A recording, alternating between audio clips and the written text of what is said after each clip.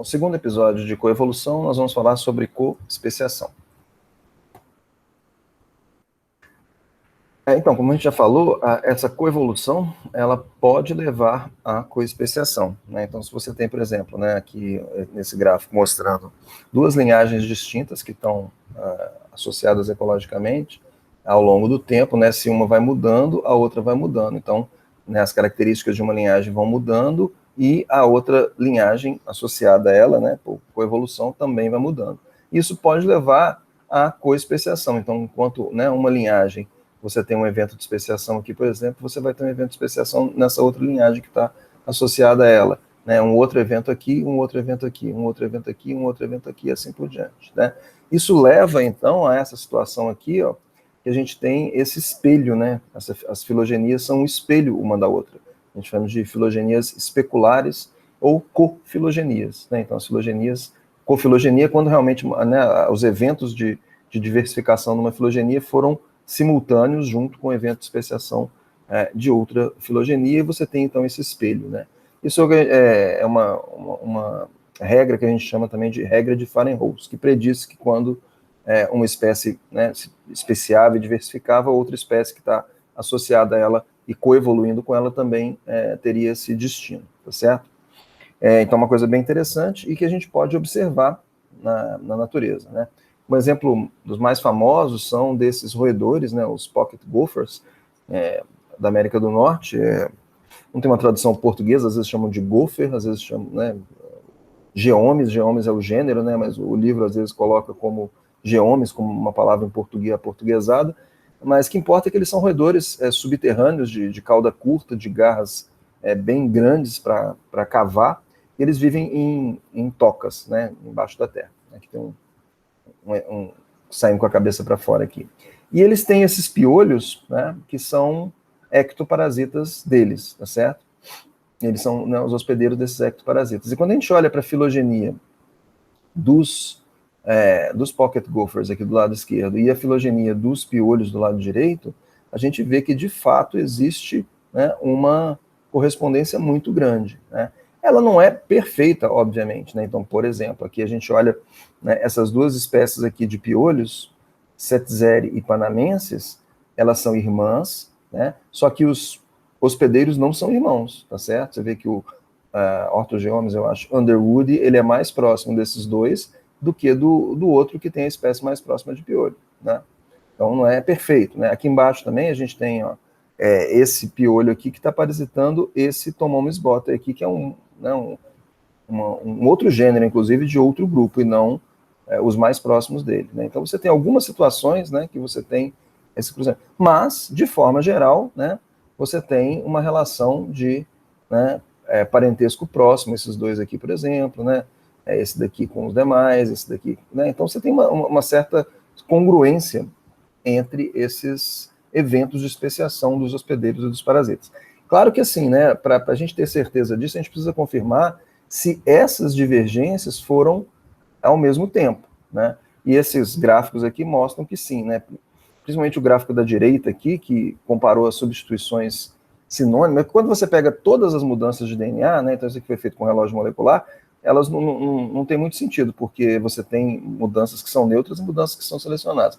Mas quando você pega substituições sinônimas, ou seja, aquelas que não mudam o aminoácido, que está sob evolução neutra, aí você espera que de fato haja uma correspondência, né? Então, quando você vê que o número esperado de substituições, tanto para os roedores no eixo X quanto para os piolhos no eixo Y, você vê que há uma correspondência, então indica que esses eventos A, B, C, D e F aqui de divergência foram simultâneos, né? Então isso mostra que, de fato, à medida que as espécies de hospedeiros foram especiando, as espécies de parasitas também foram especiando, então mostra essa regra de Fahrenholtz, essa coespeciação, tá? Outro exemplo que acontece com essas bactérias que são endosimbiontes dos pulgões, dos afídeos, né, que são esses insetos pequenos que se alimentam de seiva de plantas, eles têm essa bactéria, a Buchnera, afidícula, inclusive, o nome o epíteto específico é afidícula, exatamente porque ela está nos afídeos. Então, essas bactérias estão nas células dos pulgões, né? Inclusive essa célula tem um nome, né, especial, que é um bacteriócito, né? Uma célula de bactérias. Por quê? Porque você tem no citoplasma dela um monte de células de bactérias, tá? Aqui é o núcleo, e aqui é um monte de células da bactéria, tá? Essas bactérias, elas produzem um aminoácido triptofano que é essencial para os afídeos, tá certo? Então, eles não produzem aminoácido, elas produzem para eles, estão dentro dele, então são endosimbiontes, e se beneficiam né, de morarem lá, né, de ter uma casa, e os afídeos se beneficiam por ter esse recurso. Então, ela paga o aluguel dela com triptofano, basicamente, né? E aí você olha, aqui são as várias espécies de afídeos, tá?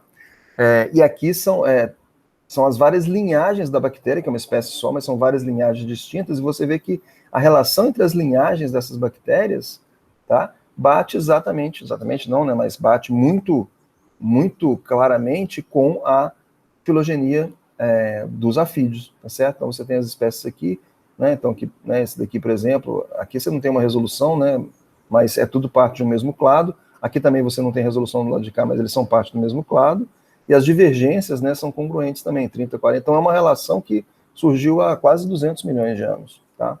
Aqui, por exemplo, do lado de cá você tem, né, nessa época que houve a divergência, aqui também houve, 48 a 70 milhões de anos houve a divergência entre essas duas espécies, e houve a divergência das linhagens de bactérias que estão neles, tá certo? Então você tem uma especiação dos hospedeiros e uma especiação dos simbiontes aqui nesse caso. Tá?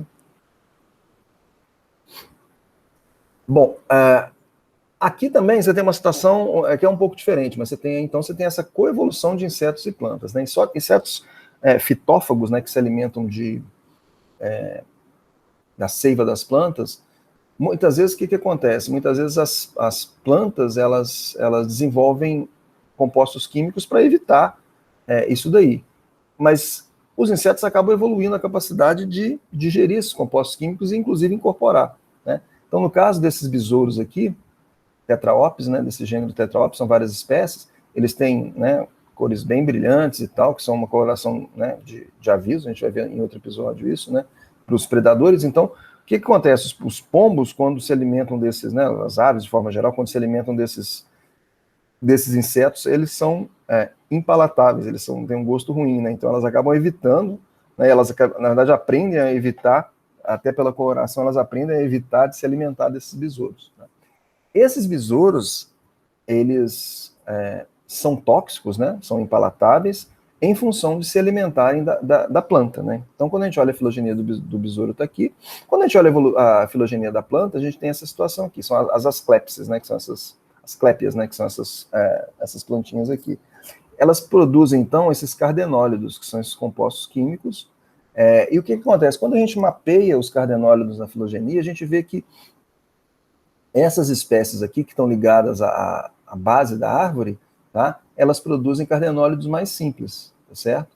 E essas espécies aqui, né, que têm ancestrais comuns mais recentes, estão mais no meio, mais acima na árvore, elas já produzem cardenólidos mais tóxicos, né? Então, você vê que ao longo da evolução, tá, você teve a evolução de cardenólidos cada vez mais tóxicos, tá? Então, você vê aqui, por exemplo, você tem os mais tóxicos concentrados no látex, tá? E aí você tem, na verdade, com os besouros, também você tem a mesma situação, né? Então você tem besouros que foram cada vez mais se adaptando a se alimentar de compostos mais tóxicos e acabaram ficando também mais tóxicos, tá certo?